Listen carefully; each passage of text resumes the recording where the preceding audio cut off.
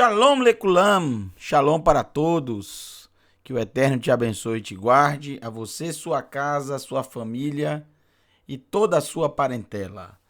Mais uma vez estamos reunidos para estudarmos o Sefer Hizayon, o livro de Apocalipse, o livro de Revelação. Hoje nós estudaremos, pela misericórdia e pela graça do Todo-Poderoso, o Rei de todo o Universo, o capítulo 8, se o Eterno assim nos permitir.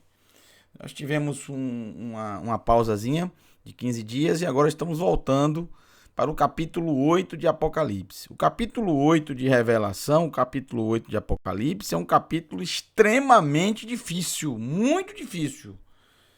E foi até bom esse tempo que ficamos sem o estudo, que eu pude me aprofundar um pouco mais, ler. Eu li esse capítulo várias vezes, diversas vezes, li, reli. E é muito especial quando você lê no hebraico, porque você acaba fazendo as conexões corretas. Ou seja, você consegue ver os textos da Escritura Sagrada, consegue linkar, consegue ligar os textos de revelação aos textos da Escritura, da Torá, dos profetas, dos escritos. Isso é maravilhoso, isso é maravilhoso. E dessa forma nós ampliamos o nosso entendimento, o nosso conhecimento. O capítulo 8 de Apocalipse, até agora, dos 7 capítulos que vimos, sem dúvida o capítulo 8 é o mais difícil, é o mais complexo, é o mais complicado, de longe, com toda certeza. Eu vou fazer o possível para que você possa entender, pelo menos um pouco, desse capítulo. Esse capítulo, sem dúvida, é complicadíssimo. Porém, existem algumas chaves que fazem o entendimento ampliar bastante. Por exemplo, se você se lembrar do livro, lembra do livro que ninguém podia pegar da mão do Todo-Poderoso? Que ninguém podia, além de pegar, romper os seus 7 selos? E muito menos ler o que está escrito nesse livro? Até agora, o que vimos foi o seguinte: esse livro, os 7 selos foram rompidos. Até agora, 6 selos foram rompidos. Todos os 6 selos foram rompidos no capítulo 6. No capítulo 7, nenhum selo é rompido. Falta um selo ainda, porque são 7 selos. Quando o 7º selo for rompido, vamos ser apresentados agora a 7 melachim, a 7 mensageiros, ou 7 anjos. Depois vamos ficar sabendo de 7 shofarot, o chifre de carneiro, o chifre que se toca, que soa, com vários toques, né? Toque de guerra, toque de juntar o povo para uma assembleia solene, toque para desarmar as tendas e seguir em viagem. Ou seja, o shofar, o mesmo instrumento feito com o chifre do carneiro que foi utilizado, por exemplo, para a conquista de Jericó. Então, vão ser apresentados também 7 shofarot, é o plural de shofar. Depois vamos ser apresentados as 7 bacias que serão derramadas sobre a terra. O número 7 é muito presente, não só no livro de Apocalipse, mas em toda a Escritura Sagrada. A história bíblica inicia justamente com esse número. O que é o número 7 na Escritura Sagrada? O número 7 corresponde à plenitude. Sheva. Sheva corresponde a algo pleno, a um ciclo que termina, a um ciclo que chega ao seu ápice, ao seu fim, para assim dar início ao novo ciclo. O número 7 também é considerado o número da perfeição. Por quê? Porque algo só é perfeito quando chega à sua plenitude. A semana, que é assim que iniciamos a leitura bíblica, é justamente plena ao 7º dia, ao último dia da semana, o Shabat, o 7º dia da semana. Então, Essa já é uma chave para você entender o capítulo 8 de Apocalipse. Sheva. Sheva 7. Plenitude, um ciclo. 6 selos. O capítulo 7 de Apocalipse não trouxe o 7º selo. Não foi rompido nenhum selo no capítulo 7, como vimos na última aula. Não foi rompido nenhum. Todos os 6 selos, os primeiros 6 selos, foram rompidos no capítulo 6. Falta o 7º selo. E o capítulo 8 já vai iniciar nos informando justamente deste último selo que foi rompido. Isso quer dizer que esse último selo significa uma plenitude, uma conclusão, o ápice, algo pleno. Então vamos dizer, o final. O capítulo 8 vai mostrar justamente, vocês vão entender, vai mostrar muito sobre o final. Vai mostrar muito sobre os últimos momentos do ser humano. Isso é muito interessante. Porque o livro de Apocalipse, ele não vai seguindo uma ordem cronológica. São picos, como eu falei. Ora fala muito sobre os acontecimentos do primeiro século, ora vai falar muito sobre os últimos dias. Agora, por exemplo, no capítulo 8, fica claro que se trata justamente dos momentos que antecedem o grande dia de Adonai, o chamado Yom Hashem, o dia do Eterno, o dia que é já, por muitos versos dos profetas, anunciado e aguardado pelos servos do Eterno. Mas, com toda certeza, por aqueles que não servem a Adonai, é um dia muito temido. É um dia que nenhum deles gostaria que existisse, mas existirá com toda certeza. E é isso que nós vamos ver nessa noite. Coloque isso na sua mente. O 7º selo é o ápice. É um ciclo que termina. É um ciclo que se finda. É algo que chega à sua plenitude. Se você observar, assim são os dias da semana. Os 6 primeiros dias o Eterno deu ao ser humano, está escrito.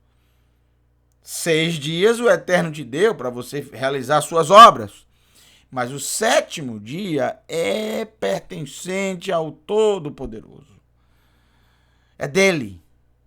É a plenitude. Então, se nós olharmos esse texto de forma macro, de forma mais ampliada, sugerindo a seguinte conta que também a Escritura nos apresenta. Um dia para o Eterno é como 1000 anos. Então podemos dizer o seguinte, que os 6 primeiros dias, ou os 6 primeiros milênios, pertencem ao ser humano.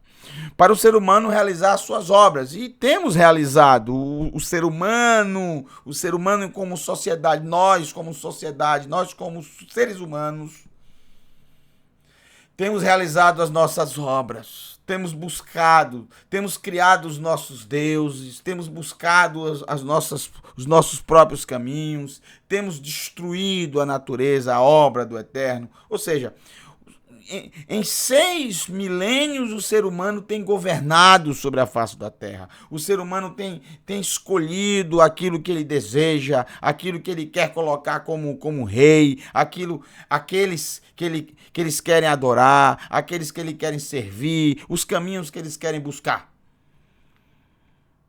Mas está chegando, se completando o tempo do ser humano. O tempo que o Eterno deu ao ser humano. E aí haverá justamente a conclusão. Haverá, com toda certeza, o ápice. O ciclo chegará à sua plenitude no dia do Eterno. Esse dia é um dia só, são 1000 anos. Isso nós vamos ver um pouco mais na frente no próprio livro de Revelação. Baruch Hashem. Vamos começar capítulo 8. Preste bastante atenção. E olha como vamos fazer uma conexão, como eu disse, com a Parashá Bereshit, no princípio. livro de Gênesis, logo no começo. Tudo que vocês viram há alguns dias, algum tempo atrás, tem mais de um mês que vimos já, né? O livro a Parashá Bereshit, o início. Então, prestem bastante atenção que aquilo que vimos, eu trouxe aqueles detalhes, porque eu sei que é muito importante. Veja como é importante esses detalhes. Preste atenção. Capítulo 8. Ahar patar, depois de abrir, patar quer dizer abrir. Ahar patar, depois de abrir, et hachotam hashvi'i, o sétimo selo, vaterri demamá bashamayim. Aconteceu um silêncio. Demamá, um silêncio. Vaterri demamá bashamayim. Aconteceu um silêncio nos céus. Kahatsi sha'a. Por cerca de meia hora. Hatsi é a metade. Hatsi quilo. A metade de 1 quilo, 500 gramas. Hatsi sha'a, 30 minutos, meia hora. Aconteceu um silêncio nos céus, cerca de meia hora. Isso é estranho à vista quando você lê. Quando você lê isso aqui, você acha estranho. Por que houve um silêncio nos céus quando abriu? Sabemos que o sétimo selo é uma conclusão, é a plenitude, é o ápice, é o momento mais aguardado, é o momento mais importante, sem dúvida. Sem dúvida, a conclusão é o momento mais importante. O importante não é como começa, mas como termina. O importante é terminar plenamente, ou seja, é completar, é chegar ao ápice. O ápice, o completar, o chegar à linha de chegada é o mais importante. Agora veja. Por que quando se abre o sétimo selo há um silêncio nos céus por meia hora? Isso é muito esquisito. Lembre-se da Parashá Bereshit, que na transição do 6º dia para o 7º dia, nós citamos para vocês, por exemplo, esse momento importante que é chamado, inclusive no nosso idioma, de crepúsculo, que é um momento intermediário,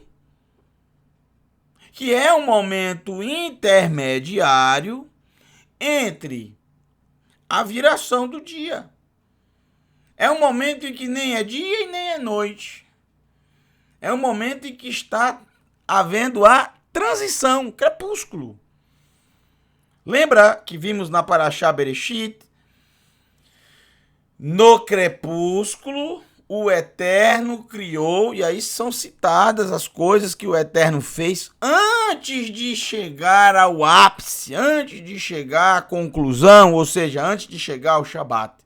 Porque está escrito que ele criou todas as coisas, todos os exércitos, tudo que existe antes do Shabat, no 6º dia. Isso é muito interessante porque esse momento de silêncio de meia hora sugere justamente porque é mais ou menos o tempo do crepúsculo, meia hora. Arredondando. Aqui está dizendo por cerca de meia hora, não está dizendo que é exatamente meia hora. Por cerca, arredondando. Kahatsi sha'a, por volta de, conforme, por cerca de meia hora. O que então o Eterno fez durante esses 30 minutos em que houve silêncio nos céus? O que o Eterno realizou? O que ele fez? Para responder já essa pergunta, nós temos que seguir adiante. Mas eu posso dar uma pequena pista para vocês. Lembra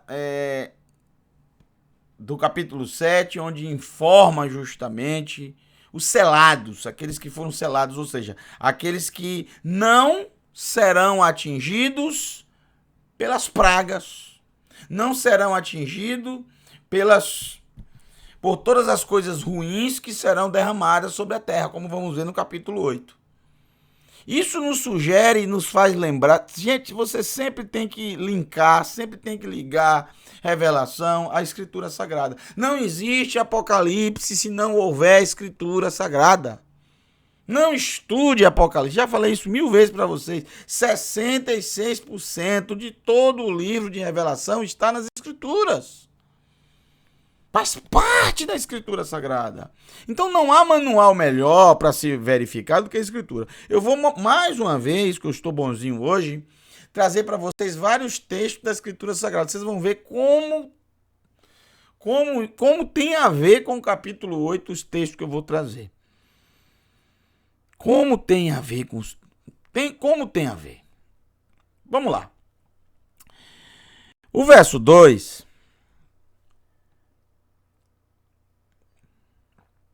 Abençoado sejas tu, Adonai, Criador da fonte das águas. Vaere Shiva Shofarot. E eu vi 7 shofarot. Gente, shofar é o chifre do carneiro. Chifre do carneiro. Chifre do carneiro, chifre do ibex, ou qualquer ovino caprino.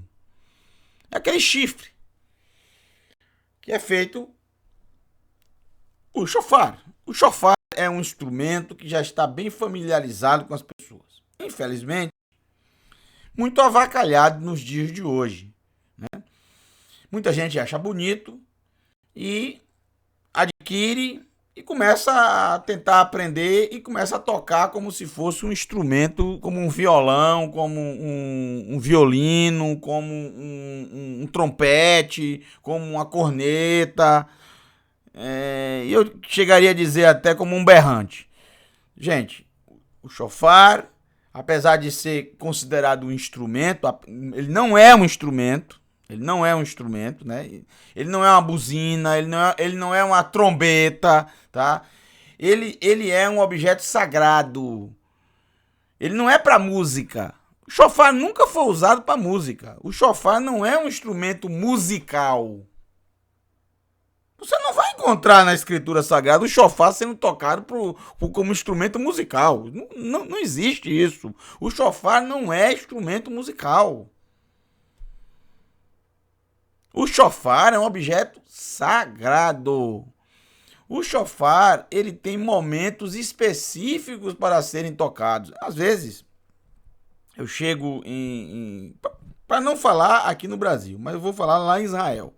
Às vezes você chega em Israel, principalmente em Jerusalém, em Jerusalém, e lá você vê as pessoas ficam um pouco fora de si. Elas compram um shofar, adquirem shofar e começam a tocar. Você está lá estudando, como esse ano agora. Esse ano eu estava lá com os queridos irmãos da Caravana de Chuvá. Estávamos estudando o livro de Revelação, Apocalipse, inclusive.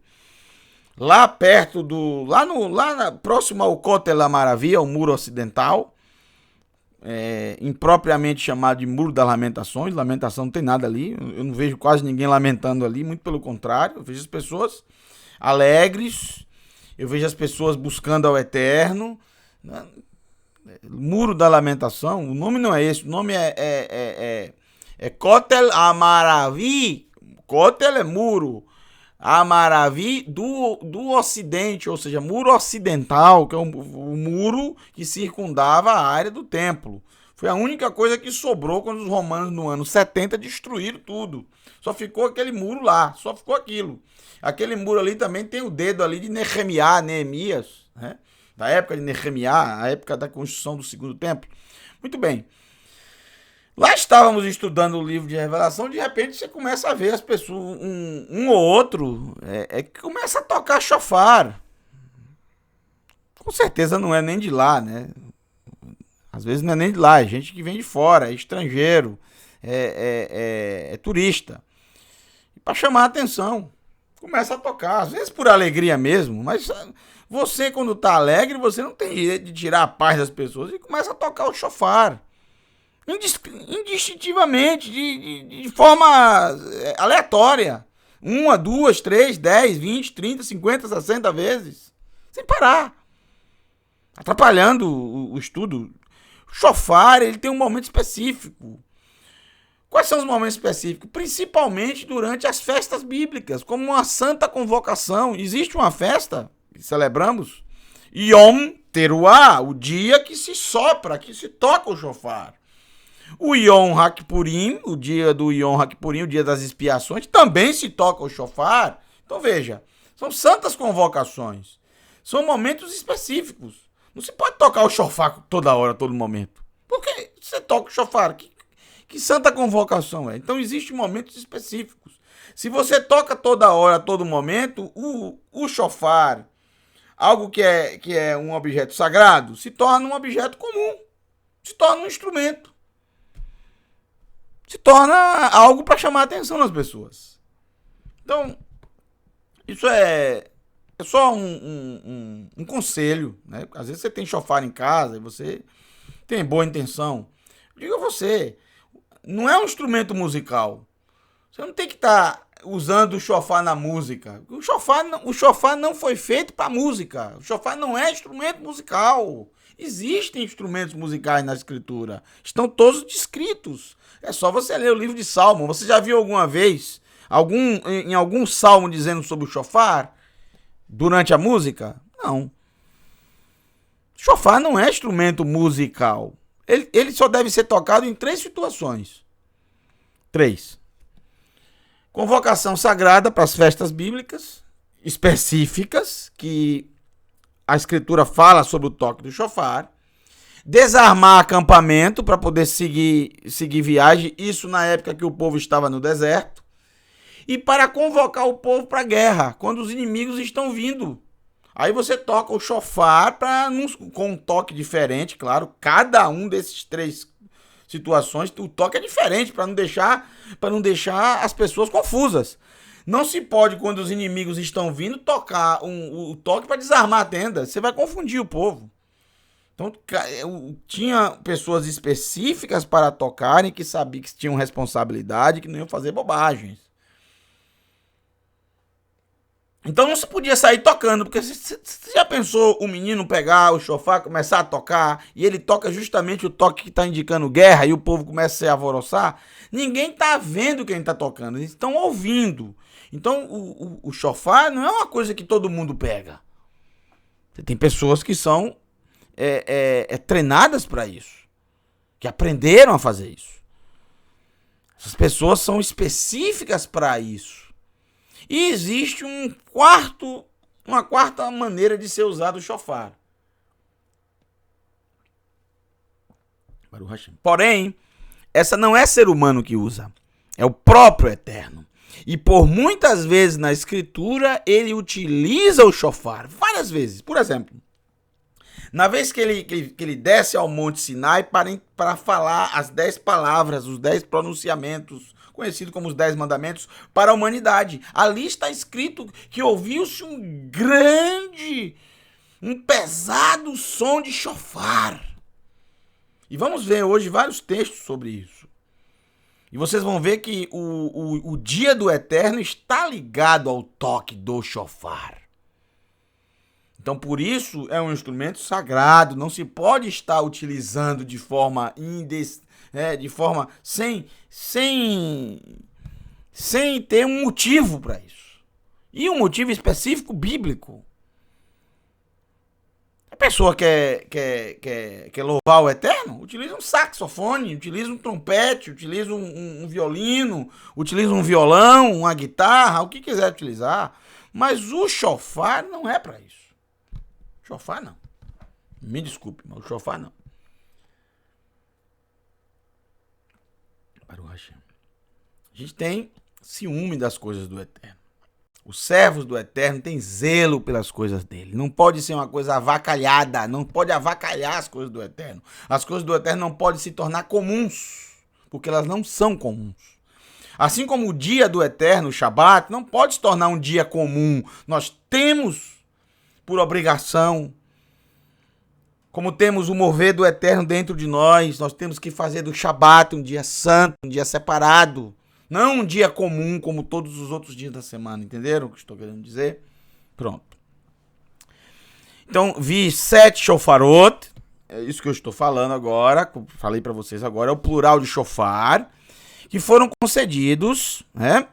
Netunim, que foram dados, que foram presenteados, que foram concedidos, Leshivat Hamalachim, para os 7 mensageiros.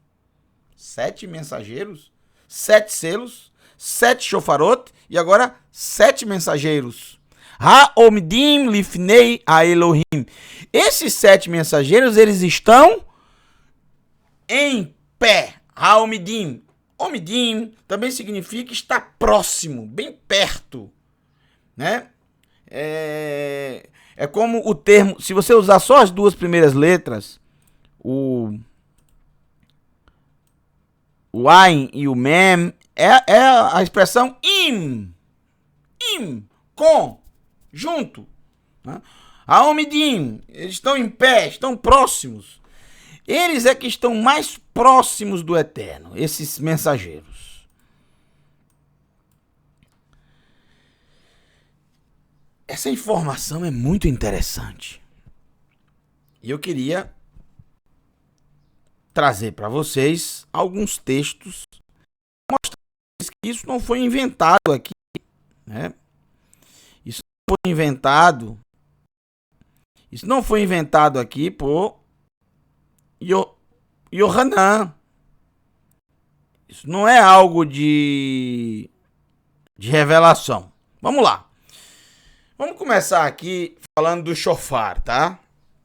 Eu vou trazer para vocês alguns textos. Por exemplo, Yeshayahu, Isaías, capítulo 27, verso 13. Aqui está o texto em hebraico e aqui embaixo está a tradução. Preste bem atenção no que diz esse texto, para a gente fazer uma ligação com revelação. E haverá naquele dia, Verhayá Bayom Hahu, e haverá naquele dia, Itaká Beshofar, que se tocará no shofar, Gadol, no grande shofar, o Baú ha-ovdim be'eretz Ashur, ve nidachim be'eretz Mitzrayim, vehishtachavu ladonai behar hakodesh Bierushalam. Olha que coisa linda. E os que andavam perdidos pela terra da Assíria, e os que foram desterrados para a terra do Egito, tornarão a vir e adorarão ao Eterno no monte da santidade em Jerusalém. E haverá naquele dia que se tocará o shofar. Nós temos aqui duas situações e muito importantes. Veja só, aqui não está tratando da Babilônia, Babel, porque você pode dizer, não, isso aí já se cumpriu. Porque esse texto se refere a quando o povo de Israel foi para o exílio e voltou. Gente, preste atenção, aqui não está falando Babel, aqui está falando Ashur, e Ashur é a Síria, e o exílio da Síria foi simplesmente o exílio das 10 tribos. Quando a Assíria misturou essas tribos e obrigou os homens a se casarem com mulheres de outras nações e as mulheres a se casarem com homens de outras nações. Ou seja, o que a Assíria fez foi acabar com a identidade desse povo. Mas isso não foi só com o povo de Israel que a Assíria fez. A Assíria fez isso com vários povos conquistados. Foi o pior exílio que já teve para o povo de Israel, porque não houve retorno. Se perdeu as identidades, mas aqui está dizendo, um grande shofar naquele dia será tocado. E os perdidos, está escrito, perdidos. Ha-ovdim be'eretz Ashur. Ashur é a Síria. E os perdidos na terra da Assíria, por onde a Síria os espalhou. Venidachim be'eretz Mitzrayim. E os desterrados, os que não tinham terra, os que não tinham para onde ir, que foram para o Egito, tornarão a vir. Essas duas expressões, Assíria e Egito, são justamente algo muito significativo, que mostra não só a questão da Assíria, que espalhou as 10 tribos, como também o Egito, que é considerado justamente o oposto do povo de Israel. Ou seja, quem está na Terra Prometida e quem está no Egito é o oposto. Estar no Egito é descer ao Egito. Ir para a Terra Santa é subir a Terra Santa. E aqui o Eterno utiliza justamente a sua montanha sagrada, o seu monte da santidade, ou seja, o Monte Moriá, que é o alvo da Teshuvá. Quando se fala do Monte Moriá, é justamente o alvo da Teshuvá, o alvo do retorno, o alvo da Teshuvá, de voltar, de sair do Egito, de sair. Então, o Egito simboliza justamente as práticas pagãs. E a Síria nos lembra justamente do grande exílio das 10 tribos perdidas. A restauração das 10 tribos perdidas, que somente o Eterno fará. Somente o Eterno fará. Baruch Hashem. A restauração completa. E isso acontecerá no toque do shofar, do grande shofar do Eterno. Entendeu o que significa o toque do shofar? É a reunião que haverá. Shofar. Esse shofar já está tocando. Alguns estão ouvindo bem baixinho. Outros, o som dentro de si já é algo bem forte. Já estão voltando. Já estão voltando. E o alvo é justamente a montanha sagrada em Jerusalém. Ou seja, a presença do Eterno. Porque o Monte Moriá é Makom Re'eyah, lugar onde se vê o Eterno. Vamos ver outro texto sobre shofar. Yoel, você vê como é bem utilizado pelos profetas o shofar. Eu não vou ler o texto de Shemot, capítulo 19. Êxodo, capítulo 19. Não dá tempo. Se eu for ler todos os textos de shofar, vamos ficar aqui mais de 5 horas e não vai adiantar o estudo. Eu vou ler principalmente os profetas e alguns escritos também. Mas em Shemot 19, antes da entrega da Torá, no momento antes do Eterno falar as 10 palavras, ouviu-se o toque do grande shofar. Um toque muito pesado, muito forte. Isso está escrito na Torá. Joel, capítulo 2, verso 1. Novamente, os mesmos termos. Tik'u shofar betzion. Toquem, aqui já é uma ordem, toquem um shofar em Sion. E clamai em alta voz. No monte da minha santidade. Berrar Kadeshi, no monte da minha santidade. Preocupem-se todos os moradores da terra, porque o dia do Eterno, Ki ba yom Adonai, Ki karov, porque o dia do Eterno está vindo, pois está perto. Preocupem-se todos os moradores da terra. Toquem o shofar. O dia do Eterno está perto. É desse dia que o capítulo 8 vai tratar. Olha esse texto aqui. Vou colocar os 3 na tela já para vocês. O primeiro, Tzafaniá, capítulo 1, verso 16. Sofonias 1:16. Yom Shofar, Uteruá, Al-Hearim, Ha-Betsurot, Al-Hapinot, Ha-Gevorot. Ha-Gevorot. Dia de shofar e de alarido, e gritos e sons pesados contra as cidades fortes e contra as torres altas que o Eterno odeia. As torres altas fazendo lembrar a Torre de Babel. Rebeldia ao Eterno. O ser humano dizendo: nós não precisamos dos céus. Nós podemos tocar nos céus, nós podemos chegar aos céus. A rebeldia do Eterno. O dia do shofar. Haverá contra as cidades fortes, as cidades grandes, as cidades ricas, as cidades poderosas, as cidades que se revoltaram contra o Eterno. Chegará esse dia. É isso que o capítulo 8 vai tratar. É a plenitude, é o último selo. Matitiarro, Mateus, capítulo 24, verso 31. Isso é muito interessante, é o nosso Mashiach Yeshua falando. Veja o que ele diz. Vehu ishlach, e ele enviará et malachav, os seus mensageiros, os seus anjos, bekol shofar, na voz do shofar, hazak, na voz do shofar forte. Os seus mensageiros, o Eterno enviará os seus mensageiros na voz do shofar forte.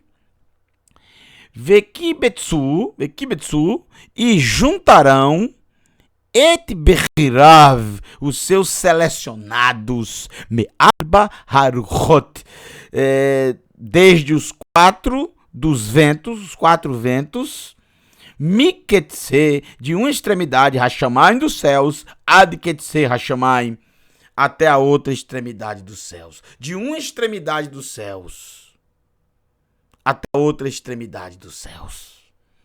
Eles juntarão os seus de uma parte a outra, ou seja, de todo o planeta. Serão juntados, selecionados. E a palha, e o joio, a palha, que não serve para nada, serão juntados e queimados.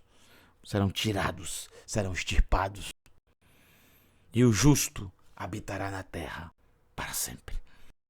Capítulo 1, 1 Coríntios, a carta, vou usar aqui do Rabino Shaul, muito interessante. Obviamente, ele entendendo bem desse assunto. Olha só esse texto, traduzido de acordo com o hebraico. Que coisa linda. 1 Coríntios, capítulo 15, verso 52. Berega keshit ain. Berega, rega quer dizer esperar. Rega, um momento, por favor. Berega, no momento. Keshit ain, no piscar de olhos. Bimeshor, no prolongar, ha-yovel. Gente, isso aqui é muito interessante. Com certeza, eu não vi a tradução, as traduções tradicionais. Eu estou traduzindo do hebraico aqui, tá? Mas isso aqui é muito interessante. No prolongar, ha-yovel, do jubileu, Yovel, só pode dizer duas coisas. Ou tá falando de jubileu, que são, você tem de 7 em 7 anos a Shemitah, que são os descansos da terra, a cada 7 anos. Quando se forma 7 Shemitot, ou seja, 49 anos, o próximo ano, quando iniciar o próximo ano, no Yom HaKippurim, porque o ano não inicia no primeiro mês. Todo mundo sério que estuda escritura sabe que o ano começa no 7º mês. É por isso que, quando inicia o 50º ano, se iniciasse no primeiro mês, a realização do Yovel só seria no 7º mês, porque é no 7º mês que o Eterno fala. No 7º mês, no Yom HaKippurim, se soará o shofar, e o shofar indicará que é o Yovel. 7 Shemitot. O próximo ano, 50º ano. Yovel. O ano da libertação. Proclamar o ano da libertação. A Yovel. Yovel, duas coisas. Ou está falando justamente do Yovel, que é o que mais tem a ver aqui, ou está falando do carneiro, que a palavra Yovel quer dizer carneiro, mas carneiro aqui não tem muito a ver.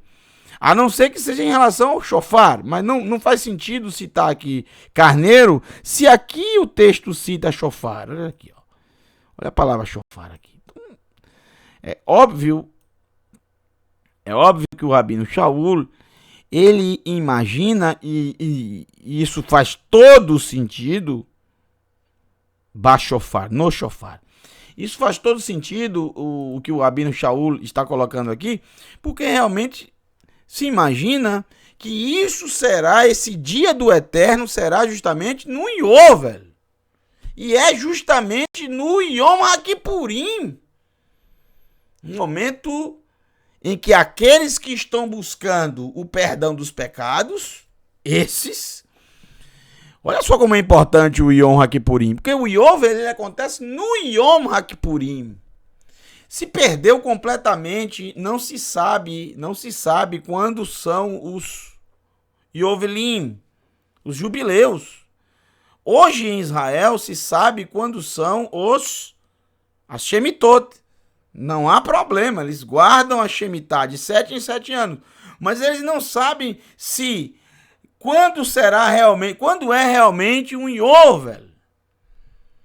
A gente pode imaginar que em 1917 houve um Yovel, que ali foi realmente o momento em que houve a libertação da terra de Israel dos 400 anos do Império Turco-Otomano, em 1917. E se você observar, 50 anos depois, houve a libertação de Jerusalém, quase 2.000 anos depois, 1967. Isso é uma observação, uma sugestão, não é uma certeza. Não temos certeza. Ninguém sabe exatamente, só o Eterno. Só saberemos quando o próprio Eterno tocar, quando os mensageiros tocarem. Ninguém toca quando chega no Yom HaKippurim, se toca o shofar anunciando o dia do perdão. Mas ninguém ousa tocar como se fosse anunciando o Yovel. Yovel, o jubileu. Ninguém faz isso porque não tem certeza. E se espera que o próprio Eterno faça isso, através dos seus mensageiros. Ou através do Mashiach, que tocará. É isso que aguardam muitos religiosos em Israel. Eles sabem quando será. Porque todo o Yovel só não começa em outro momento que não seja no Yom HaKippurim. No 10º dia do 7º mês, que é o 10º dia do ano. Quando o ano vira, é no 7º mês. Por isso que o Yovel começa no 7º mês. Não, no primeiro. Então, segundo o Rabino Shaul, isso tem muito a ver com o Talmud, muito a ver com o Talmud, isso aqui não é à toa que a gente está falando. Então, no prolongado Yovel, ou seja, no adentrado Yovel, qual é o prolongado Yovel? O que é que acontece depois do Yom HaKippurim? Sukkot. Talvez ele esteja falando disso. O prolongado Yovel, ou seja, depois do Yom HaKippurim, Sukkot. A festa das cabanas. Teruah Acharoná. Teruah Acharoná.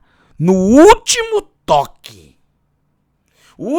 Isso é interessante, porque olha só o que acontece aqui. Lendo essa parte aqui. Estou me lembrando agora, olha só. O último toque do Yom HaKippurim é no final. Você lembra que no Yom HaKippurim, no Yom Kippur, né, como é conhecido popularmente, apesar que na escritura não aparece o nome Yom Kippur, aparece sempre no plural, Yom HaKippurim, dia das expiações, não Yom Kippur, dia da expiação, é sempre plural, sempre. Então, olha só. O Yom HaKippurim começa com o toque do shofar. Aí começa o jejum, começa as orações e termina com o toque do shofar. O shofar inicia e o shofar termina. Aqui ele fala Acharoná. Acharoná é no último, no final. Então, ele pode estar sugerindo que esse toque é no final do Yom HaKippurim. Desse Yovel. Interessante. E é interessante pensar que é no final, por quê? Porque teve tempo da pessoa passar por todo o Yom HaKippurim. Teve tempo dele se arrepender. Teve tempo dele buscar a remissão. Claro, os selecionados pelo Eterno, né? O fruto selecionado. Muitos são chamados, mas poucos são selecionados. Baruch Hashem. Ki itaká bashofar, porque tocará o shofar. Vehametim yaktsu, e os mortos acordarão. Está escrito. E os mortos, hametim, os mortos, yaktsu, acordarão. Yaktsu é acordarão, acordar. E tá até numa ordem, viu? Se você ler no hebraico ao pé da letra, yaktsu é acordem. Acordem, mortos. O shofar está tocando, acordem, mortos. Lechayei, para a vida, olam, eterna. Para a vida, eterna. Vê, agora aqui é muito complicado. Porque essa palavra, se você colocar no dicionário, qualquer dicionário hebraico que você colocar, essa palavra quer dizer osso. E eu traduzo de acordo com o que a palavra quer dizer primeiro. Mas em alguns lugares da escritura significa também corpo. Apesar que há uma palavra diretamente para corpo, que quer dizer guf. Então, se o Rabino Shaul quisesse falar corpo mesmo, ele teria falado guf, que é uma palavra que sempre foi utilizada na escritura, guf, corpo. Mas ele utiliza etzem, etzem, nafshoteinu, e os ossos das nossas almas, ou os corpos das nossas almas, que o corpo está ligado à alma. O osso faz parte do corpo, que está ligado à alma também. Ishuné, serão transformados, serão restaurados. É isso que diz o texto no original. E foi assim que o Rabino Shaul fez. Um grande historiador, Geza Vermes, no seu livro, ele diz claramente: Shaul, ele sabia falar grego. Ele sabia falar, ele entendia. Mas ele não tinha muito entendimento elevado para escrever cartas em grego. Tanto que ele utilizava por muitas vezes Lucas. Ele cita Lucas, que Lucas traduzia as cartas do Rabino Shaul do hebraico para o grego. Isso é citado no livro de Geza Vermes. Um livro muito bom. Agora não estou me lembrado do nome, eu tenho ele aqui em casa. Depois eu posso colocar nos comentários do livro para vocês. Excelente livro, tá? Muito histórico, com muitas informações históricas. Maravilhoso o livro dele. Geza Vermes, uma das maiores autoridades no que se refere aos escritos nazarenos em relação à parte histórica. Geza Vermes, uma das maiores autoridades. Não estou dizendo que é a maior, estou dizendo que é uma das maiores. Sem dúvida nenhuma. Lucas é o preferido dele. Ele faz muitas críticas a outros livros dos escritos nazarenos, e Lucas dá para ver claramente que é o preferido dele. Para ele é o que traz os eventos de forma mais apurada possível. Lucas, segundo Geza Vermes. Eu concordo em parte com ele, sim. Vamos lá. No momento, no piscar de olhos, no prolongar do Yovel, no último toque, porque soará no shofar e os mortos acordarão para a vida eterna. E os ossos de nossas almas serão transformados. Ou restaurados. Transformados, para que não se apodreçam, para que não se decomponham, para que não se acabem, para que não morram. Mas isso acontecerá por causa da alimentação, que nós comeremos do fruto da árvore da vida. Uma vez por mês, pelo menos, para que possamos viver sempre. Isso está escrito em Revelação no final. Vamos deixar isso para o final, tá? O que interessa aqui para a gente é a questão do shofar. Vocês estão vendo como o shofar está ligado aos últimos acontecimentos. Estou lendo muitos textos referentes aos últimos acontecimentos. Agora que nós já vimos sobre o shofar, vamos aproveitar, Baruch Hashem, já que é o mesmo texto,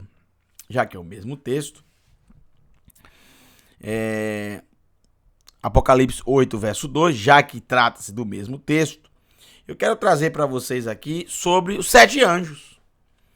7 anjos. Gente, é impressionante como a literatura judaica nos ajuda a entender isso. Eu não posso afirmar que exatamente os 7 anjos são esses, mas existe muita literatura judaica sobre a questão de 7 anjos. É impressionante. Anjos que servem ao Eterno de perto. Anjos que estão próximos ao Eterno. Por exemplo, Lucas capítulo 1, verso 19, nos diz assim: Va'ya'an ha'malach vayomer. E respondendo o mensageiro, ou seja, o anjo, disse para ele: Anohi Gabriel, eu sou Gabriel, Gever El, ou seja, o homem do Eterno. Ou, se você quiser, o guerreiro do Eterno. Mas o que mais se encaixa aqui é o termo Gever. Gever, homem, masculino. Gever El. Ou uma coisa ou outra, o guerreiro do Eterno. Na minha opinião, o que mais se encaixa, olhando as letras hebraicas, é Gever, homem. Gabriel, Haomed Lifnei. Gente, é exatamente a mesma palavra que aparece em Revelação. Prestem atenção. É exatamente a mesma palavra que aparece em Revelação. Olha só. Preste atenção.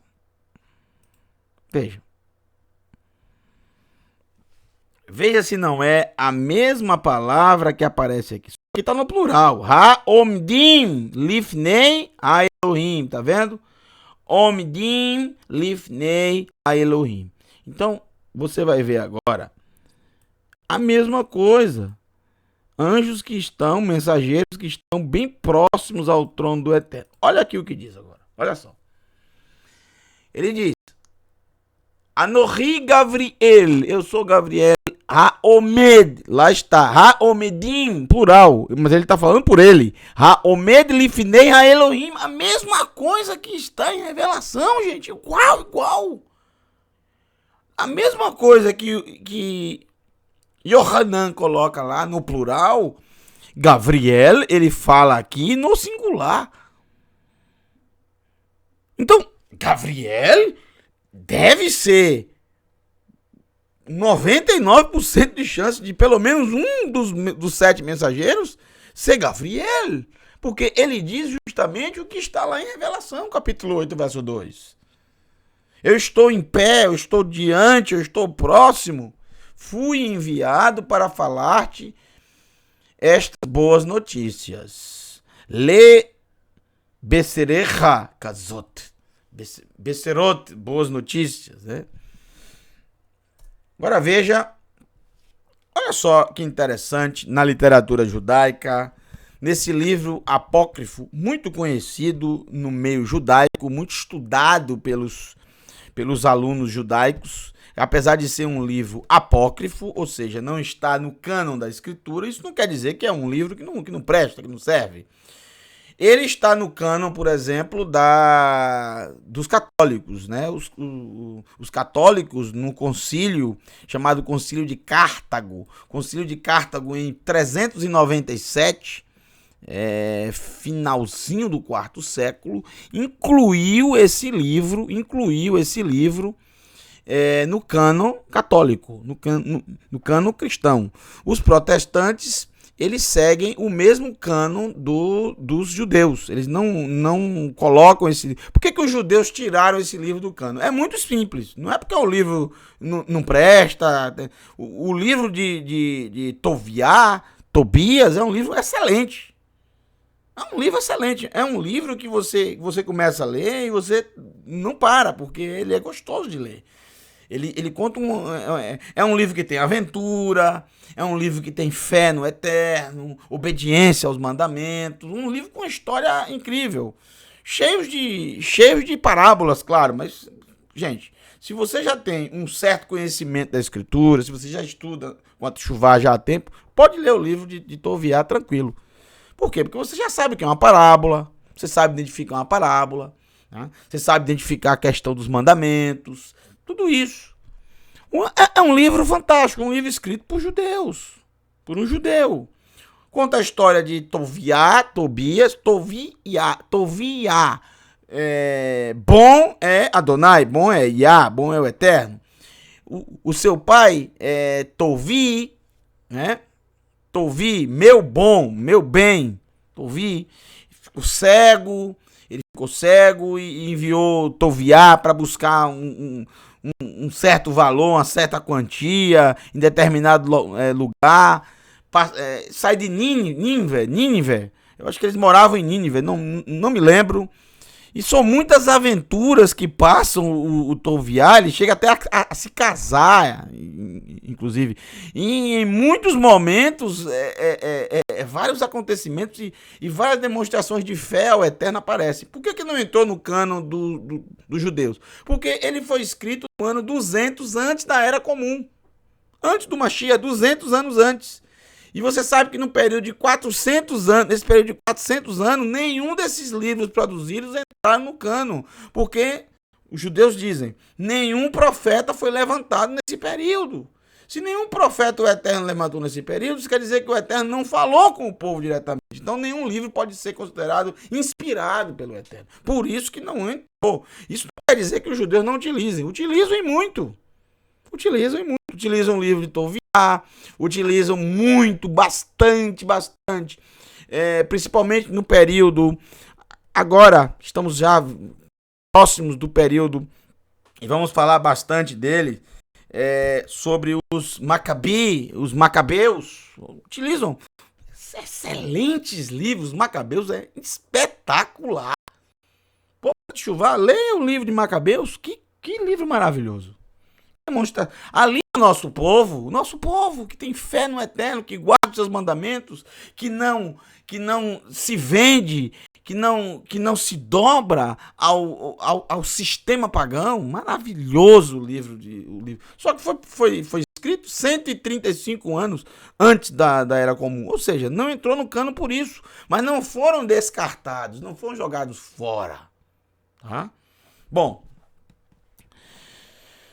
outro dia a gente pode comentar um pouco sobre esses livros, né? Inclusive o livro de Tobias foi achado em Qumran, lá no Mar Morto, os famosos pergaminhos de Qumran, trechos do livro de Tobias foram achados, né?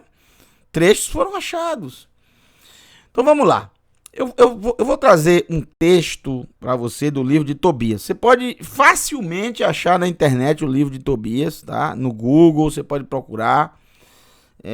Ou se você tem uma Bíblia católica em casa, não precisa nem procurar no Google. Basta abrir aí. Tobias, capítulo 12, verso 15. Trouxe aqui em cima o texto em hebraico. Ani Rafael. Olha só. Ani Rafael. Rafael é um mensageiro que aparece bastante nesse livro de Tobias. Eu sou Rafael. Olha só. Echad Mishva Hamalachim. Eu sou um dos 7 anjos que estão ao serviço de Elohim. Um dos Shva, 7 Hamalachim, 7 dos mensageiros que estão a serviço do Eterno. De Elohim, o Eterno. Estão a serviço de Elohim. Aí ele traz Elohim, Adonai, as 4 consoantes. E tem o direito de entrar na sua presença gloriosa. Os 7 tem esse direito de estar ali próximo a ele. Veja, Tobias, capítulo 12, verso 15. Isso é bem interessante. Esse livro, com certeza, foi escrito 200 anos antes da Era Comum. Ou seja, durante o primeiro século, quando foi escrito o livro de Revelação, o livro de Tobias já era conhecido. Era conhecido. Agora, Sefer Hanor, outro livro apócrifo, também muito conhecido, o livro de Enoque, né? Já esse muito longo e muito complexo. Esse eu não indico para o povo da Teshuvá, somente alguns trechos. Por quê? Porque ele é muito complexo. Você vai perder muito tempo e vai gerar em você várias dúvidas.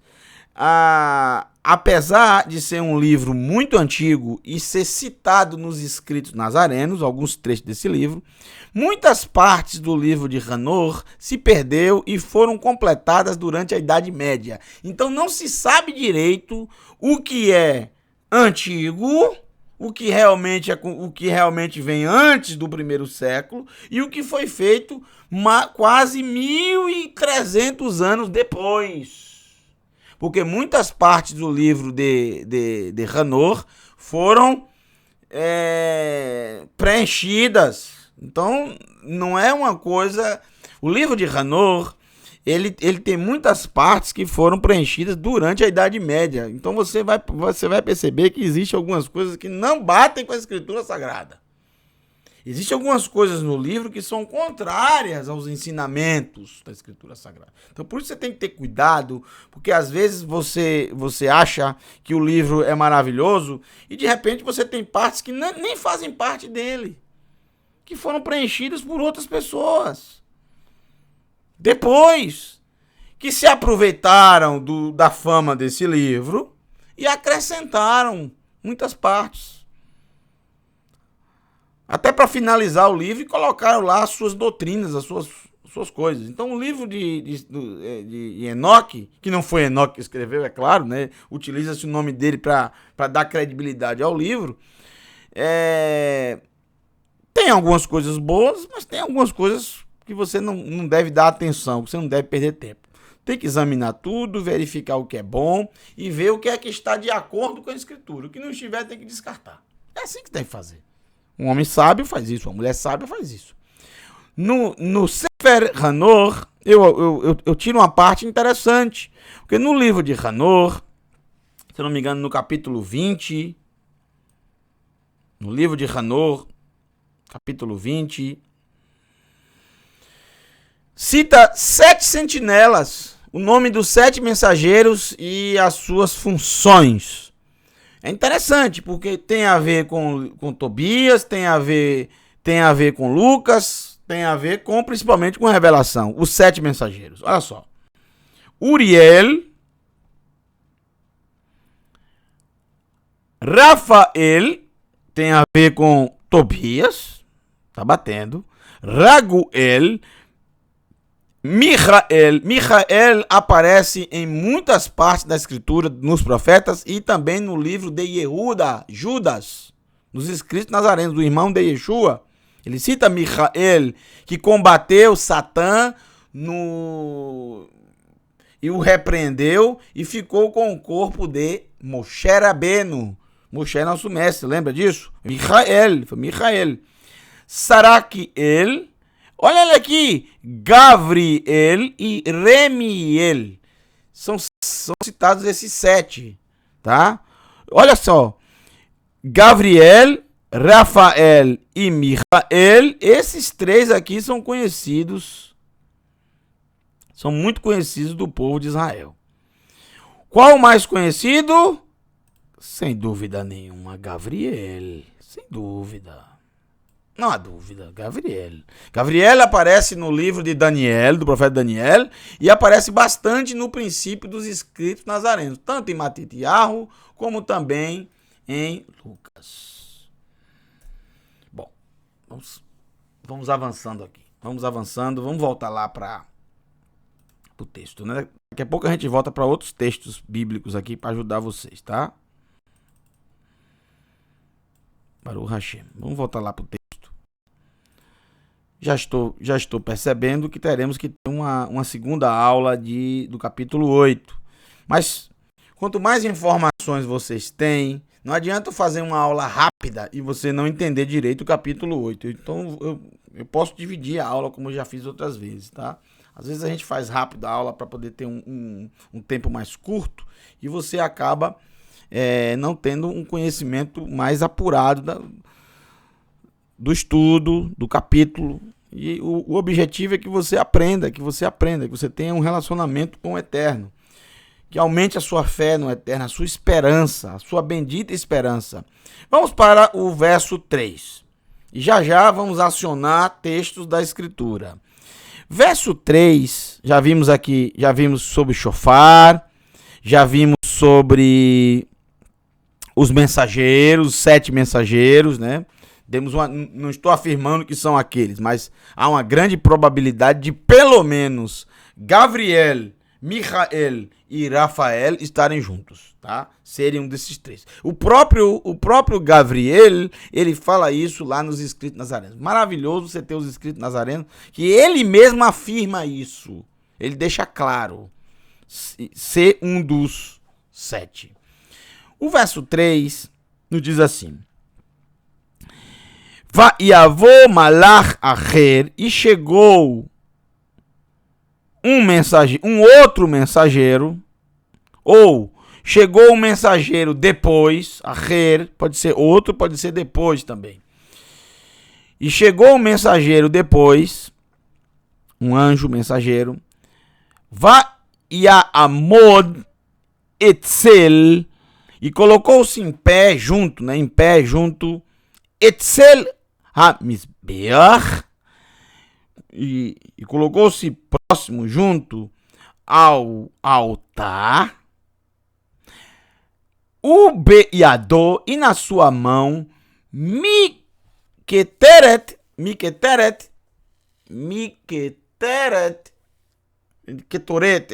incenso. Em sua mão continha um incensário. Um incensário zahav, um incensário de ouro. Interessante.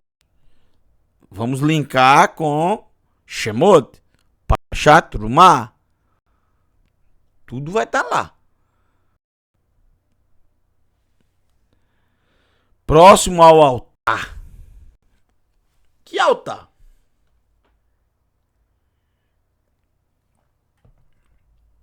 Existem 2 altares. 2 altares. O Mishkan, tabernáculo. O altar de bronze, que é o altar do juízo. Mizbeach Nehoshet, altar de bronze, o altar do juízo, onde se realizavam os sacrifícios para diversas coisas, o principal, a remissão dos pecados. Por isso o altar do juízo, para lembrar o ser humano do juízo, que é eminente. Ele precisa buscar o arrependimento e a remissão do pecado. Esse é de bronze. O bronze simboliza o juízo.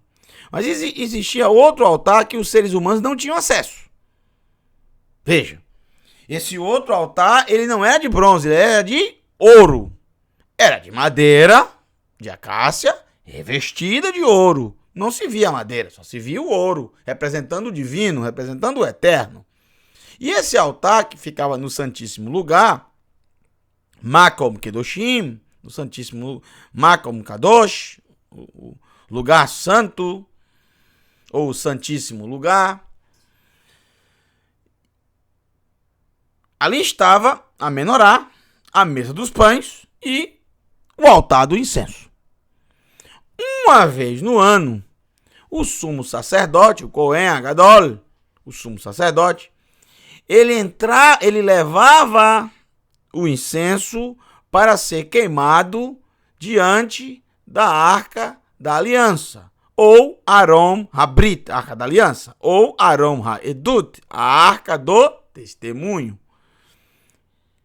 Uma vez no ano, ele fazia isso. Justamente no Yom Kippurim.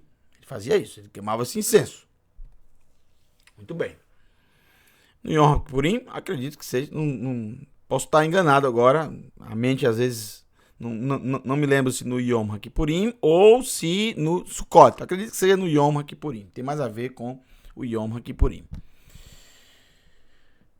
O que significa, o que simboliza, como você já estudou a Parashat Trumah, quanto chuvar, várias vezes. Então você se lembra que é muito importante aquela Parashá. Se você nunca viu os itens do tabernáculo, você precisa, porque isso você vai levar para a vida toda, para todos os lugares da Escritura. lembre-se do incenso, que simboliza uma coisa: as orações que sobem ao Eterno. E as orações, para subirem, tem que ter o quê? Especiarias. Tem que ter o incenso aromático com as especiarias, que são cada uma na medida certa, correta. Não pode ser de qualquer jeito. A oração não sobe se for de qualquer forma, de qualquer jeito. Tem que ser do fundo do coração, tem que ser algo genuíno. É isso que simboliza o queimado incenso, aquele cheiro agradável, que somente o sacerdote poderia fazer. Essa fumaça que sobe simboliza que está indo para o Eterno. É isso que simboliza o incenso. O texto continua dizendo: vai tenu lo ateret, vai tenu lo ateret, ketoret, le haketir, im tefilot, kol hakedoshim, al misbeach azahav, asher lifnei hakse. Olha onde está lá no Shamaim, nos céus, onde está o Eterno, no Marom, no seu mais alto, no lugar mais alto que existe. Onde está o altar? O altar de ouro, aqui deixa claro, Misbeach HaZahav, não tem nada a ver com o altar onde era realizado o sacrifício, mas o altar onde se queima o incenso está próximo, Lifnei, diante, Hakse, do trono. Do trono de quem? Do trono do Eterno, do trono do Todo-Poderoso. Interessante isso, né? Então vamos lá. Chegou um mensageiro depois e colocou-se em pé junto ao altar, e na sua mão um incenso. Com certeza esse mensageiro é um dos 7. Qual deles? Não sabemos. Será que é Gabriel? Será que é Rafael? Será que é Micael? Será que é Uziel? Não sabemos. Será que é Gabriel, o homem do Eterno? Muito utilizado pelo Eterno em momentos chaves da história, né? Você sabe disso. Você que ama Yeshua sabe disso. E colocou-se em pé junto ao altar, e na sua mão um incensário de ouro, e continha abundância de incenso, para ser queimado com as orações de todos os santos. Kol HaKedoshim, de todos os santos, sobre o altar do ouro, ou altar de ouro, que está diante do trono. Então, muito interessante, bem interessante mesmo, né? Muito, muito, muito interessante. As orações dos santos, que são trazidas, colocadas no incensário para ser queimada, e o Eterno sentiu o cheiro agradável. Olha só que interessante. O incenso queimado não é o incenso que era queimado aqui na terra com aquelas especiarias. O incenso aqui no texto são as orações de todos os santos, os servos do Eterno, que são juntas, colocadas para preencher o incensário, e são queimadas, ou seja, são apresentadas ao Eterno como em forma de um incenso, porque está diante do trono. Isso é muito interessante, gente. Muito interessante. Mas esses santos fizeram essas orações todos de vez? Como pode?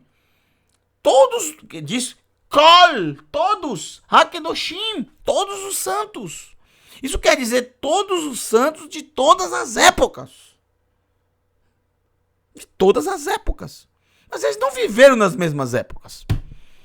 E mesmo que vivesse na mesma época, vamos dizer que vivesse na mesma época, que está falando só de um período, eles não fazem as orações no mesmo tempo. Eu faço as minhas orações, tenho certeza que você não faz no mesmo horário que eu. Exatamente todo mundo não faz. Não faz. Não tem nenhum grupo na Terra que consiga isso. Ao mesmo tempo, todos os santos. Não tem como isso. Uns vão ter tempo de oração mais pela manhã, outros vão ter pela tarde, outros vão ter pela noite. Alguns gostam de orar pela madrugada. Isso varia. Sempre há orações. Sempre fazemos orações. Às vezes não dispomos de tempo para estar em oração, mas às vezes nós estamos no próprio trabalho e estamos fazendo oração. Por que não? Quantas vezes eu faço isso? Até quando eu estou dirigindo, estou olhando prestando atenção no trânsito, mas estou fazendo oração. Por que não? Quantas vezes? São todos os santos. Foi colocado lá, juntou, colocou no incensário. E começou a queimar. E o Eterno começou a sentir o cheiro agradável. Antes disso, de falarmos sobre isso, eu me lembro de um texto, falando ainda sobre os mensageiros, desse mensageiro que apareceu aí no texto, no verso 3. Eu me lembro de um texto, deixa eu ver se eu estou certo. Isaías, né?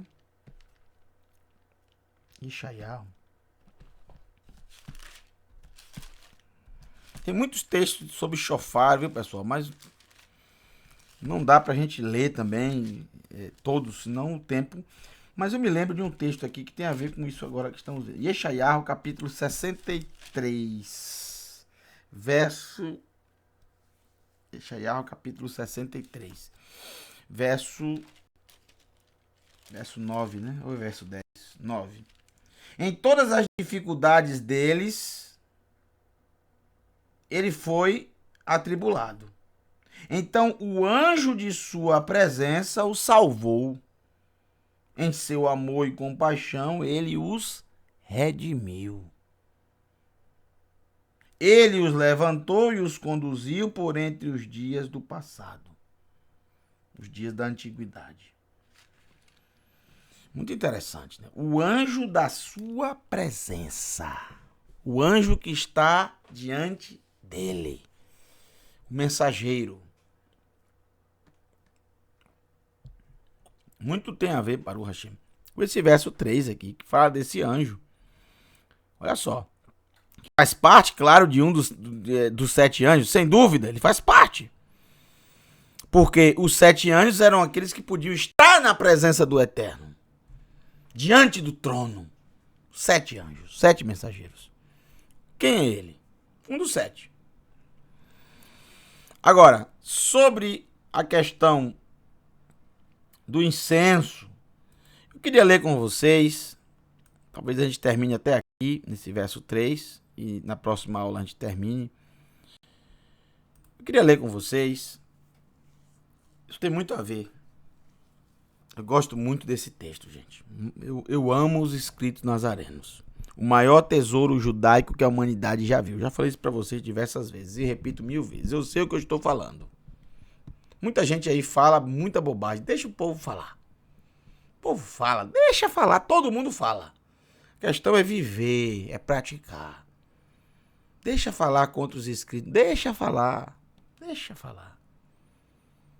Se soubessem realmente o que são os escritos nazarenos, eles não falariam tanta bobagem.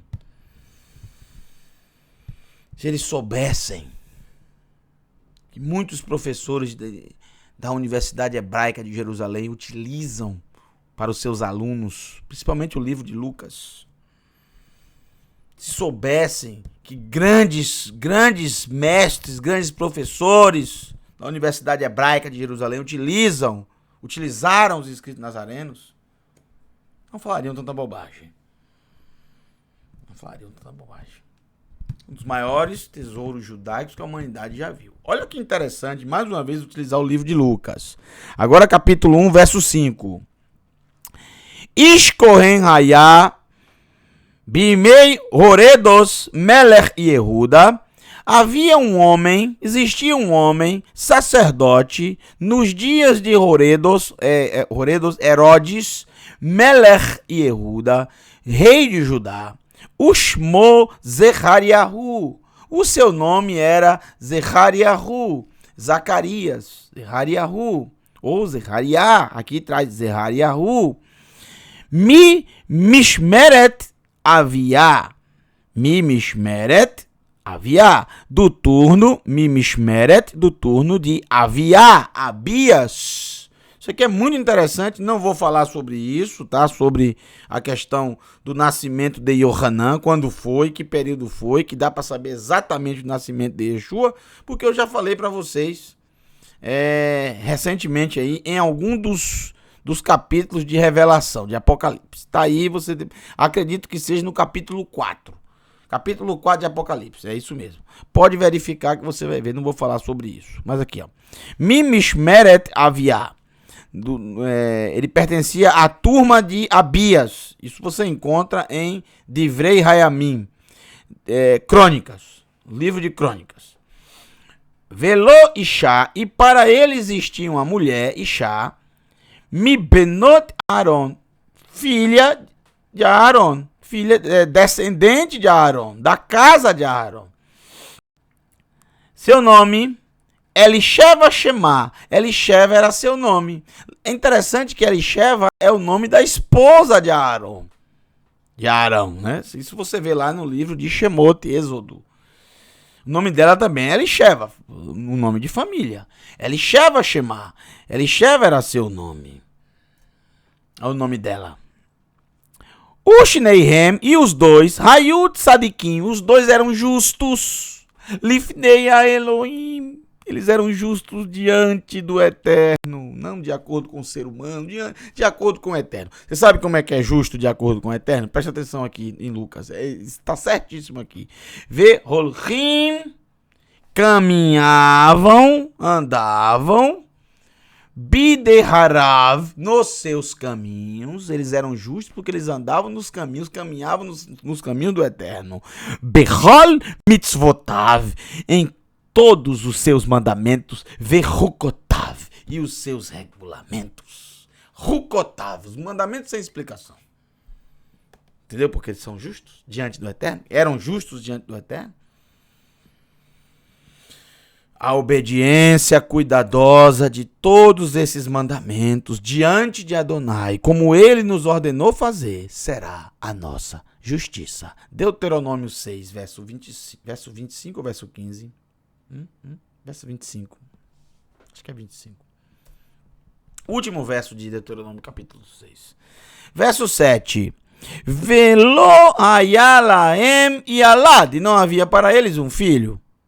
Que Elisheva Acará, pois Elisheva era estéril. Acará vocês estão vendo bastante no estudo de Bereshit, né? Nas parashot. Sara era Acará, Rivka Acará. Depois vocês vão ver que Rachel era Acará e também que Lea era Acará. Ou seja, estéril. Depois o Eterno curou Lea e Rachel. Mas Sara e Rivka, Sara e Rebeca, não. Elas foram estéreis por toda a vida. Foi um milagre o nascimento de Yitzhak, foi um milagre o nascimento dos gêmeos, porque elas não tiveram filhos depois. Isso quer dizer que elas não foram curadas da esterilidade. Elas continuaram sendo estéreis, porém geraram filhos. Isso é incrível. Só o Eterno faz isso. O Shneihem e os dois, Ba'uba e Yamin, os dois eram entrados em dias, os dois eram entrados em dias, os dois tinham vivido bastante dias, os dois eram velhos. Já expliquei também sobre entrado em dias, não vou falar mais sobre isso. Vayehi Hayom Behahano, e aconteceu nos dias do seu sacerdócio, dos seus deveres, do seu sacerdócio. Kaf, Re e Nun é Kohen, sacerdote. no dia do seu sacerdócio, Lifnei ha-Elohim, diante de Elohim, Beseder, Seder, lembra do Seder de Pesa? Beseder Mishmarto. Seder quer dizer ordem, na ordem da sua turma. Certinho, na ordem e você sabe muito bem que Aviá era a 8ª turma, tá escrito lá, é só você ler em Divrei Hayamim, né? Crônicas. A 8ª turma é na última quinzena do 4º mês, porque cada turma ficava 15 dias. A 8ª turma, final do 4º mês. 4º mês judaico, por favor. Não confundir com abril, tem nada a ver com abril, tá bom, gente? Muito bem. Yavô el Reihal, e ele entrou para o templo de Adonai, o Beit HaMikdash, a casa da santidade. Na época já era o templo, não era mais o tabernáculo. Lehaketir, olha que interessante, a mesma palavra que está em Revelação, para queimar, ketoret, incenso. E a palavra queimar, incenso, é a mesma palavra, mesma raiz de incenso, tá vendo? Em hebraico as coisas são mais simples, né? Para queimar o incenso. Lifnei goralô, pela boca da sua sorte, porque ele foi sorteado. Como assim pela boca? Ou seja, quem disse que ele deveria queimar incenso foi o sorteio. Tinha que fazer um sorteio, que era muito sacerdote. Aí cada um ficava na sua turma e fazia um sorteio dentro da turma, quem era selecionado. Às vezes o sacerdote passava os 20 anos, que era de 30 a 50. Às vezes ele passava 20 anos e não era selecionado uma vez sequer. Mas isso ele não podia reclamar, porque era de acordo com a Goral, sorte. Sorteio, era um sorteio. E o que caía foi o que o Eterno quis que fosse. Então era feito um sorteio. Mishpat, Avodá, Akonim, conforme o costume, o juízo de serviço dos sacerdotes. Isso era um costume entre eles. Era uma coisa justa. O sorteio era muito sacerdote. Eles faziam um sorteio para que ninguém tivesse privilégios. Todos tivessem a mesma sorte. E o que fosse sorteado iria para lá servir ao Eterno durante os 15 dias. Verso 10. Verhol Kehal Ha'am, e toda a assembleia, o ajuntamento do povo, Mitepalelim, e todo o ajuntamento do povo, então, estavam fazendo as orações, as Mihuts Beet Haketoret, estavam fazendo as suas orações do lado de fora no momento da queima do incenso. Por quê? Porque o povo sabia o que representava a queima do incenso. As orações que sobem até o Eterno. Então eles pensavam, vou aproveitar e fazer a minha oração nesse momento, para quem sabe ela subir junto com esse incenso e chegar à presença do Eterno. O povo tinha esse costume. Então eles viam a fumaça subindo do templo. Eles sabiam que o sacerdote... Eles não viam o sacerdote queimar incenso, porque o sacerdote não queimava o incenso ao público. Era dentro do templo. Ninguém via, ninguém tinha acesso. Somente ao pátio. Ninguém podia entrar lá na parte do santo lugar. Só o sacerdote. É interessante que nesse momento vai aparecer um mensageiro de Elohim. Vairá elav malach Adonai omed etzel mizbeach. Gente, isso aqui é exatamente o que aparece. Preste atenção. Eu esqueci de circular essa parte. Olhou aqui? Olhou? Omed etzel mizbeach. Tá vendo? Vamos ver que eu tenho quase certeza. Que lá no texto vai aparecer algo um pouco semelhante. Um pouco. Talvez eu possa estar enganado. Olha aqui. Amod etzel hamizbeach. Claro que tem. Aqui. Incrível, gente. E fala do mensageiro que apareceu. Ketoret. É muito interessante. As histórias bíblicas.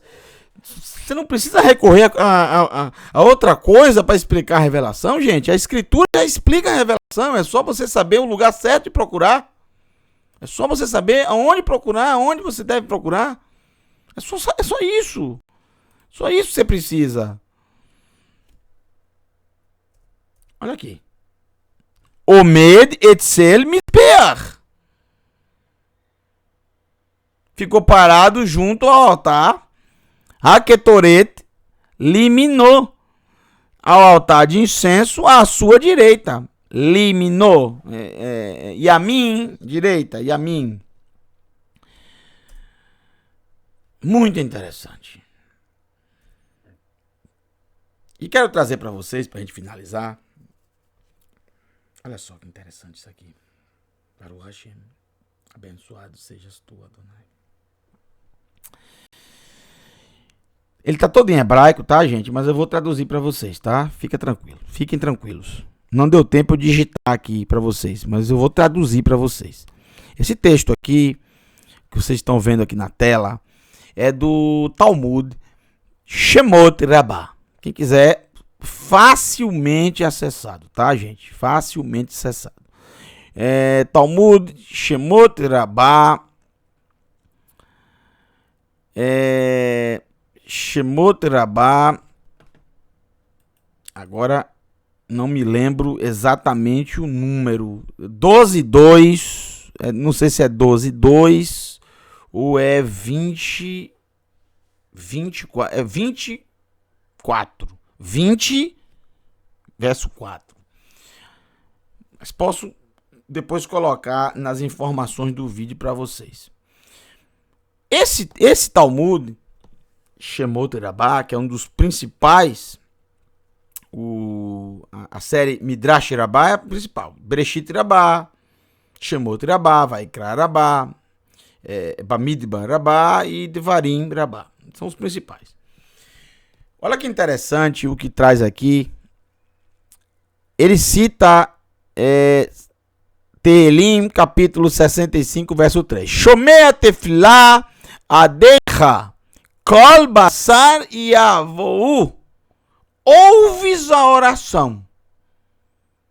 Adecha kol basar yavou. Até ti toda a carne virá. Kol basar, toda a carne, yavou virá. Ouves a oração, a ti toda a carne virá. É o que diz o Salmo 65, verso 3. Nas Bíblias cristãs, se não me engano, verso 2. Que eu tô olhando pelo original, tá, gente? Aí vem o comentário do Talmud. Inclusive está com sinais maçoretes para facilitar a sua vida. Mahu shomea tefilá amar Rabi. Mahu shomea tefilá. O que é shomea tefilá? O que é isso? O que quer dizer ouves a oração? É uma pergunta. O Talmud inicia no verso 4 dizendo Mahu shomea tefilá. O que significa? O que quer dizer ouves a oração? Amar, disse Rabi Pinchas. Falou Rabi Pinchas, Bishem Rabi Meir, no nome ou em nome de Rabi Meir. Vê Rabi Irmeiá. E o Rabi Irmeiá, Jeremias, né? Mas não é ele, não é o da Bíblia, é um rabino. Bishem Rabi Riai. Bar Abba. Olha que interessante. Esse nome é exatamente a mesma forma como aparece nos escritos nazarenos de Yeshua Bar Abba, conhecido como Barrabás. O nome é Yeshua, o nome dele é Yeshua. Mas de onde, quem é o pai dele? Bar Abba, filho de Abba. Esse também, mas não é, o nome dele é Riai Bar Abba. Então, muito famoso, muito famoso essa expressão, Bar Abba. Ou seja, existiam muitos com o nome de Abba, que quer dizer pai, em aramaico. Bar quer dizer filho, em aramaico. Ben quer dizer filho, em hebraico. E Av quer dizer pai, em hebraico. Aramaico e hebraico são muito similares. Besha'a she Israel. Olha só, na hora, ou no momento, ou quando Israel... É o que responde todos esses rabinos, né? No momento em que Israel mitepalelim estão orando, olha que interessante esse Talmud, gente. Em ata motse shekulan mitepalelim que echad ele kol kenisia o kenisia mitepalelet bifnei atzema. Ou seja, na hora quando Israel ora, não são encontrados juntos orando como um só. Eles não estão orando todos juntos ao mesmo tempo. Kol hatefilot. Não, perdão. Aqui. Onde foi que eu parei? Aqui. Hakneset hazo tehila ve'achar kach hakneset ha'acheret u'me'acher shekol haknesot gomerot kol hatefilot hamalach. Olha só. Eles não oram todos juntos no mesmo momento. Cada assembleia ora separadamente, uma depois a outra, né? Aqui, ó. Hakneset hazo tehila ve'achar kach hakneset ha'acheret u'me'acher. Uma hora depois a outra hora, separadamente, não ao mesmo tempo. Agora veja só. Tefilot, quando todas as orações estão prontas, Kol hatefilot, todas as orações, Hamalach, o mensageiro, Baruch Hashem, Hamemuné, al hatefilot, notel, Kol hatefilot, shehite palelu, bechol hakensot kulan. Ve-ose otan atrot ve-notenan berosho shel hakadosh baruch hu. Baruch Hashem, que lindo, que coisa linda. Quando terminarem todas as suas orações em todas as sinagogas, em todos os ajuntamentos, em todos os lugares, sejam aonde forem, o anjo, Hamalach, o mensageiro, junta todas as orações e faz uma atarot, uma coroa. Já vimos essa palavra em Revelação. Faz uma coroa e coloca na cabeça do Santíssimo, abençoado seja ele. Kadosh, Hakadosh Baruch Hu. Hakadosh Baruch Hu. Na cabeça do Santíssimo, do Santo, abençoado seja. Kadosh Baruch, abençoado Hu, seja ele. Abençoado seja ele. Então, segundo o Talmud Shemot Rabbah, todas as orações não são feitas ao mesmo tempo. Foi a mesma conclusão que chegamos.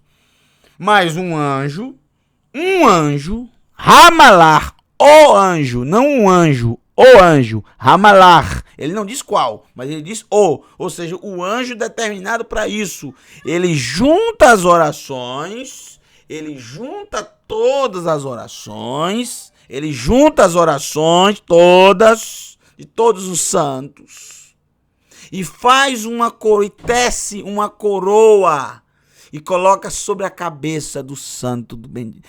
Abençoado seja ele, do santo, abençoado seja ele para sempre, Adonai dos exércitos, o Todo-Poderoso. É bem interessante que no livro de Revelação, o que é que trouxe? No livro de Revelação ele fala algo, claro, diferente, mas com o mesmo sentido, gente. É diferente o que está no Talmud, claro. Mas o sentido é o mesmo. O sentido de todas essas orações estarem juntas e serem queimadas no incenso, para que o Eterno sinta o cheiro agradável. O cheiro agradável da fé, da confiança, do amor. Baruch Hashem, de todos aqueles que o amam. E são esses que ouvirão a voz do grande shofar e se levantarão e acordarão para a vida eterna. Baruch Hashem. Um beijo para todos vocês. Nós teremos uma outra aula que complementa o capítulo 8. Que o Eterno te abençoe e te guarde.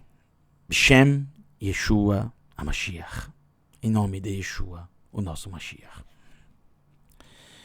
Fique na Shalom do Kadosh Baruch Hu, do Santo.